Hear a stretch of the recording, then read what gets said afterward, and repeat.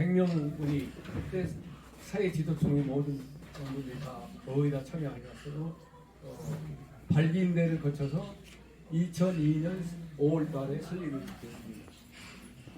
그런데 그 중에서 가장 우리가 다시 우리 현 시대에 어떻게 메시지를 받아들이느냐. 장경륜 의장께서는 아시겠지만 호남의 전북의 김제뿐입니다. 그런데 김제 그 호남 일대의 정서를 무시할 수 없는데도 불구하고 호남에서 가장 신성시 하는 인물, 선성님이라고 하는 이런 인물을 배척하고 여기는 안 되겠다 하고 김대중 퇴진 운동을 강렬하게 주장했다. 그러니까 우리가 이분이 이 메시지를 받아들이겠다. 다시 생각을 하면은 저는 그 장경륜 의장님이 참다운 혁명가였다는 생각을 합니다. 박정희 대통령 혁명가이지만 혁명가는 뭐냐? 과거의 인은 대를 위해서 과거의 인을 끄는 그런 결단을 하는 분이야말로 혁명가다. 그래서 이 호남의 그 지역적인 인연을 과감히 끊고 김대중 퇴출 운동을 했다는 것이 대단하다. 그래서 우리가 이 정신을 다시 되새겨서 대한민국을 반듯하게 해야 된다 이런 생각을 하면서 여러분들 모시기도 합니다. 여기 회원이 아니시더라도 그냥 오신 분들도 계시는데 지난해 우리가 활동을 하면서 많은 분들한테 서명을 연명서를 받았습니다. 그래서 그분들한테 오셔가지고 이렇게 다 어떻게 할 수는 없었지만 그런 분도 오시기를 기대하면서 같이 또 통화실을 한다. 단체끼리 통화실을 한다. 이런 목적으로 오시라고 이렇게 했습니다. 그래서 오늘 1일 회원이 되신다고 해가지고 되시는 그런 생각을 해주시고 우리 이 의사 일정도 같이 참여를 해주셨으면 좋겠습니다.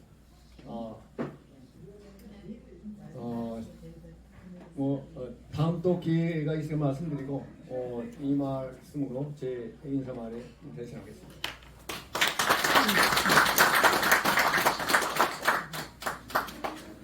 네, 지난 1년 동안 수고 많으셨습니다.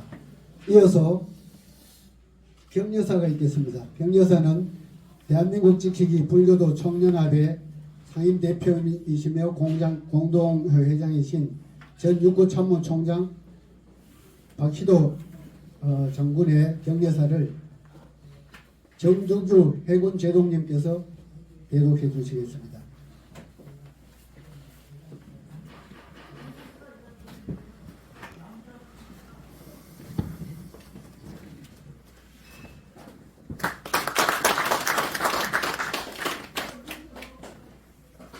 병여사, 친애하는 자유수호 국민운동 애국 동지 여러분, 지난 수십 년간 대한민국의 자유민주주의와 시장제도 체제를 지키는 데 앞장서서 이 나라의 국채를 수호해온 여러분의 선구자적 대왕과 끊임없는 열정에 큰 찬사를 드립니다.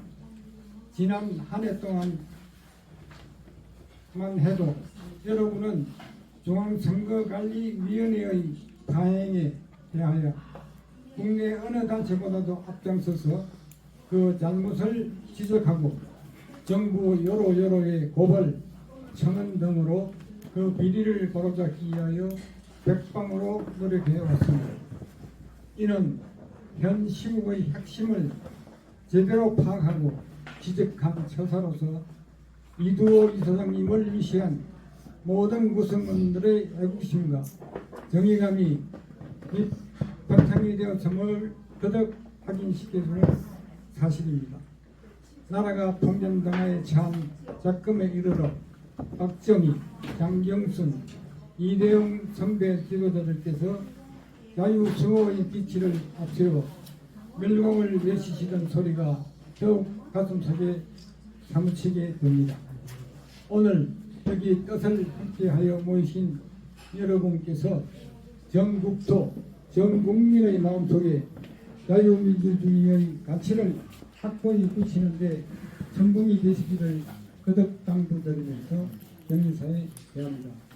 대한민국 지키기 불교도 총연합 상임대표 전 육군 참모총장 박기도 대도.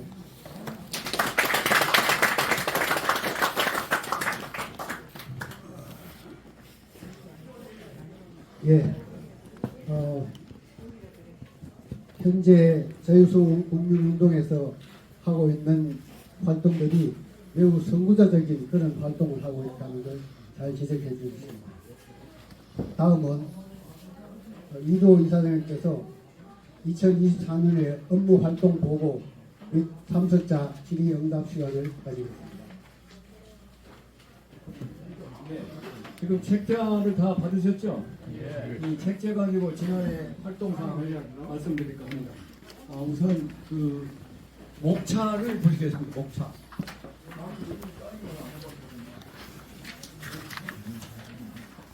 뭐 들어가기 그 서론은 나중에 보시기로 하고 작년에 업무 활동 중에서 어떤 맥락을 가지고 우리가 일했던가 이런 그 말씀을 좀 드리겠습니다. 작년은 아시는 것 같이 20대 총선이 4월 10일에 있었습니다.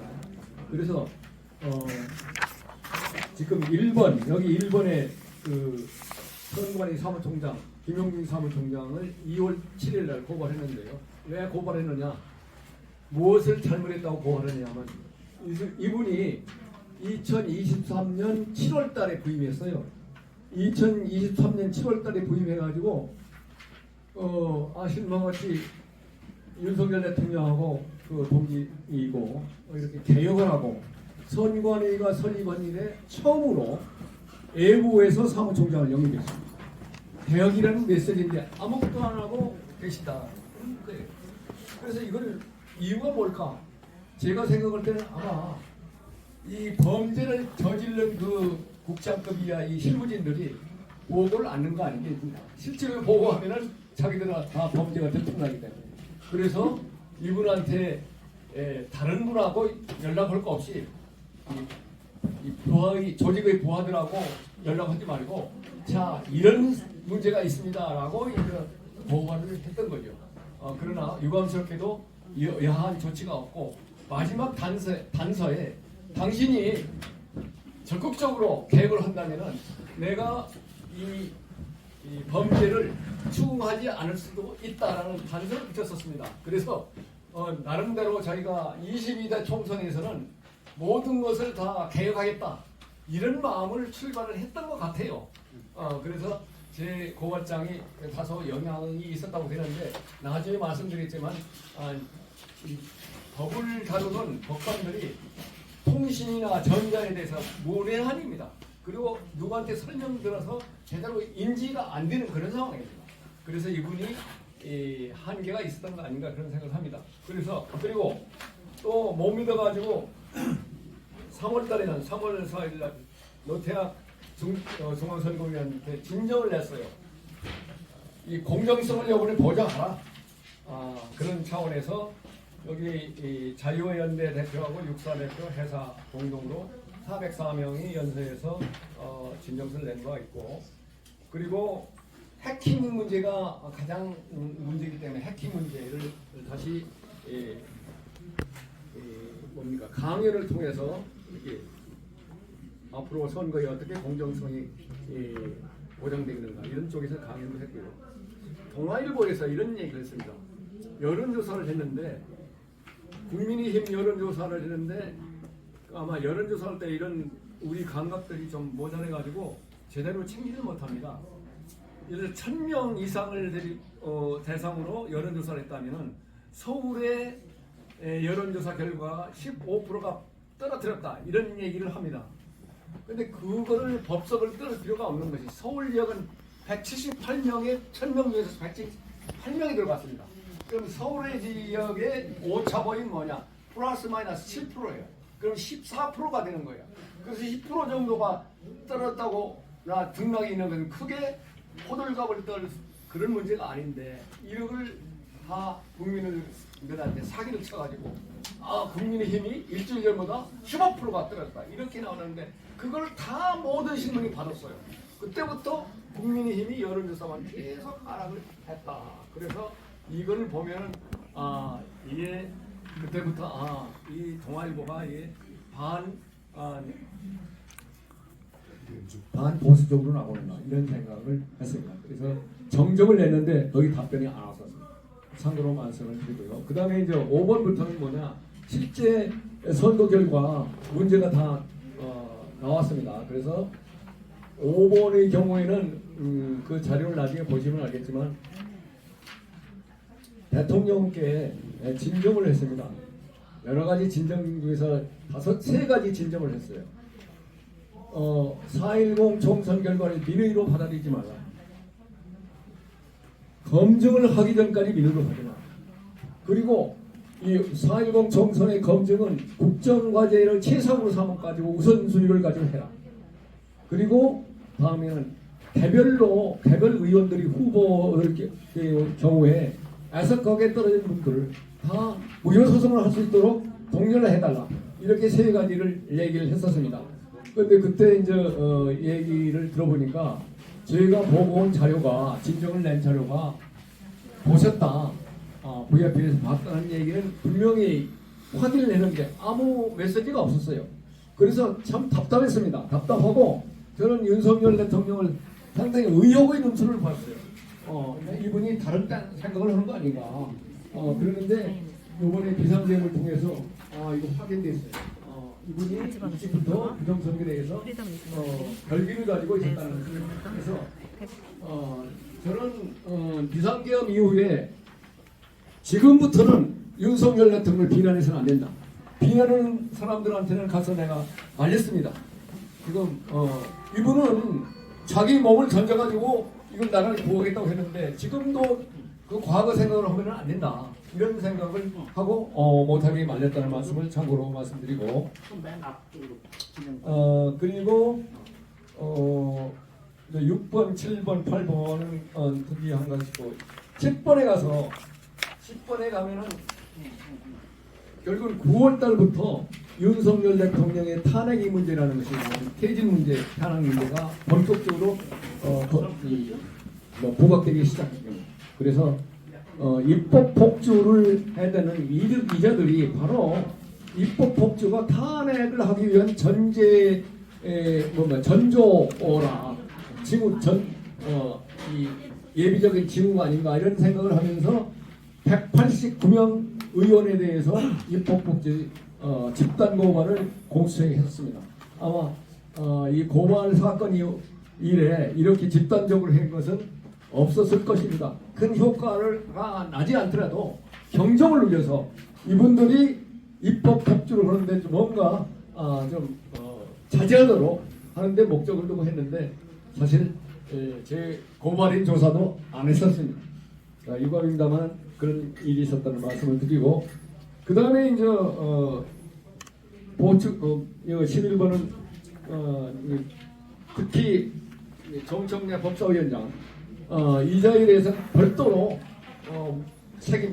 처벌을 하도록 촉구해야 되겠다 해가지고 추가적인 보충서면 제출을 했고요. 12번부터는 비상계엄의 불가피성 12번, 13번은 비상계엄 불가피성에 대해서 얘기를 했고요. 금년에 들어와서 금년 그 뒷장에 차례 보면은 1, 2월 달에는 가장 문제가 공수처에 있었습니까? 공수처의 불법 체포 문제. 그 다음에 헌법재판소의 위법 불공정한 처사 여기에 대해서 문제를 제기했습니다. 그래서 이 1월 달에 들어와 가지고 거기 우리가 고발을 2번 했는데 거기에 대해서 답장이 왔어요. 뭐라고 하느냐. 1차 답장 고발 건은 2월 6일 날 했는데 16일 날 다시 16일 정도 이 페이지를 제가 기억을 못하는데 거기 뭐라고 나오느냐면 경찰에 이첩을 한 게 나옵니다. 2월 6일 날 뭐를 고발했느냐. 지금 2월이 아니라 2월 일자를 뭐를 했느냐면 지금 헌법재판소에 정치적 편향성 있는 그 우리법 연구회 출신이 있지 않습니까? 이 세 사람, 네 사람인데 일단 세 사람을 했어요. 문영배, 이미선, 정계선 이 세 사람을 고발했는데 경찰이 경찰한테 이첩했다. 검찰에서 이런 조치가 여기 해답이 나왔습니다. 그래서 아주 헛수고는 안 했다 이런 생각이 들고 있고요. 그 다음에 계속적으로 이 문영배의 그 뭡니까 이 언어 구사라든지 뭐 이런 걸 보니까 이게 진짜 죄질 중에서 제일 나쁜 그런 죄지 그 범죄자예요. 그래서 별도로 고발을 2월 19일 날 한 상임위까지 이 내용이 있었습니다. 그래서 거기에 대해서는 검사는 지정해서 저한테 나왔어요. 검사가 이은주 검사로 됐는데 따져보니까 이게 참여연대 출신이더라고요. 그래서 큰 기대는 안 하고 있으면은 여하튼 저희는 이 우리 시민단체는 적어도 광장에서 소리를 내는 것도 중요하지만 준법 주장을 동시에 해야 된다 하는 말씀을 여러분들한테 말씀을 드리고, 준법 주장도 고발하기 전에 가능하면 진정서를 먼저 내요. 진정서를 먼저 내면은 거기서 고발에 할 수 있는 이 공격할 수 있는 틈새가 보인다. 이런 것을 여러분들한테 말씀드리고 싶습니다. 그래서 내용은 잘 참고를 하시고요. 이 자료는 제가 정성 들여서 만들어서 됐다고 그런 정성이 들어가서 이 자유 투쟁 뭡니까 우리가 투쟁하는데 준법 투쟁하는데 많은 참고가 되지 않을까 이렇게 이제 자부합니다. 이 자료를 잘 선용해 주시길 바라고요. 이 자료 설명이나 뭐 기타 문제에 대해서 질문 있으면 일단 질문을 받고 다음 진행하도록 하겠습니다. 다음은 안건 심의가 되기 때문에 질문 있습니까? 없습니다. 예, 그러면 시간이 가기 때문에 제가 이제 의안 끌고 들어가기 전에 요 첨부된 자료 있죠, 첨부된.